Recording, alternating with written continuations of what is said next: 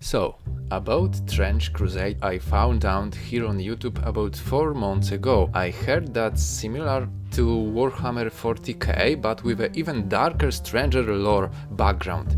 Thing is, I quitted all big tabletop miniature wargames because of lack of time, space and people to play with. So I wasn't really interested in Trench Crusade 2. But few weeks ago a bit strange thing happened. I started third campaign on my mini factory with this grimdark fantasy miniatures, and under one of my ads on Facebook someone said that I should drop pics of my minis on Trench Crusade page, which was a bit strange to me, like I said, because as far as I knew, game was about grimdark future, not past, not fantasy. But I did what that person was saying, and well, he was right. Trench Crusade fans really loved my minis, and because of that positive response I decided to at least read rules about the game, and I found out I was absolutely wrong. Trench Crusade is not typical big tabletop wargame, but simple skirmish game where you build not an army but rather small strike force. Rules are fairly simple, units and weapons are based on 2 or 3 stats. Activation mechanics are straightforward, not too many special rules, etc. There is interesting mechanics with blood markers, which is a bit similar to fatigue system from Saga, with which I'm kinda familiar. And last but not least, most important, you can download full rules and short quick start rules from their page for absolutely no money. So I decided to try. I chose specific faction, Trench Pilgrims, because that minis I just released fits perfectly for that kind of faction. Thing is, this grimdark set is made for fantasy. There are no range weapons at all. And that's technically not a problem, because list building in this game is so straightforward and I would say open, so you can take your basic unit and give it basically anything, even swords and shields. So technically I could make whole warband based on melee. The thing is, that game inspired me to make some more options for my minis. I made really quick bolt action rifle, similar to Lebel 1886, used by French troops during First World War. And based on it I created lever action shotgun just for more variety, and because I just love to play shotguns in games. So technically I get all minis I needed. So yeah, to the list building. First I need a leader. War Prophet, a basic hero, costs 80 ducats, but with polearm and medkit his cost increases to 97, let's say 100 to make it easier.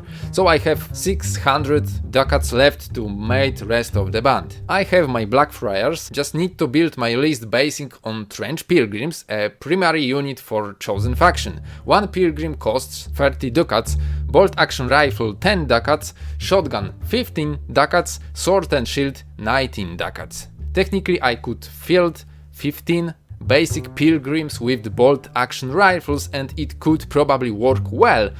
Don't know, haven't played the game yet. Anyway, I want more variety. If I make 10 basic pilgrims it will cost 400, so there is 200 left for other options. 2 guys with shotgun adds additional 90 and leaving 110 for melee guys.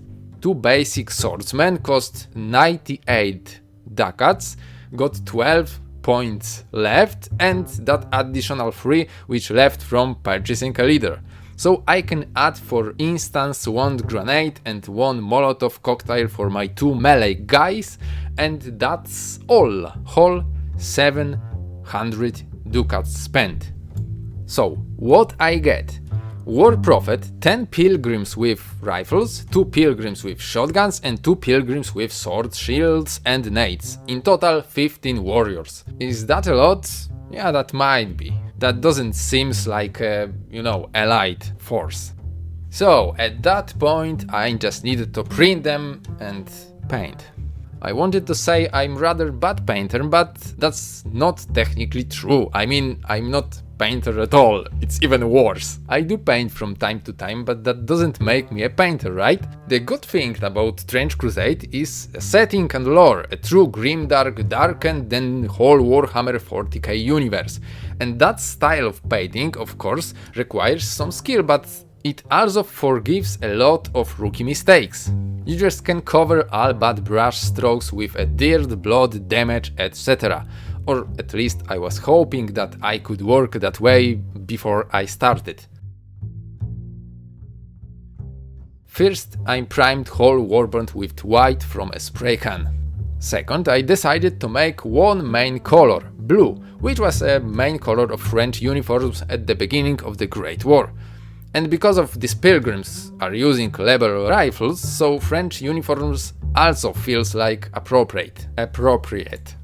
So I painted blue all clothes, sleeving, coats and sleeves white. After that, added some metallic paint on metal parts, brown paint on wood and skin paint on skin.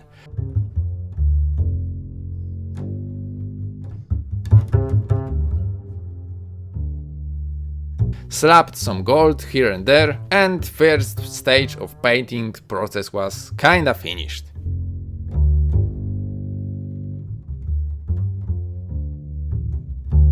At that moment this looks simply terrible, so there is some kind of magic required to make that minis at least pretended to be well painted. Now, let's do that magic I mentioned.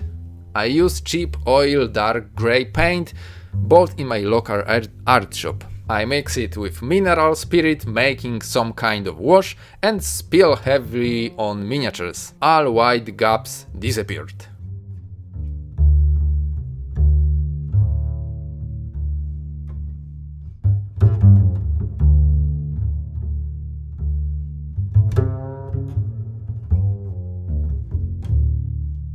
After that, we just need to remove that oil a bit to make simple highlights. I use Q-tips, but well, makeup sponges are probably way better.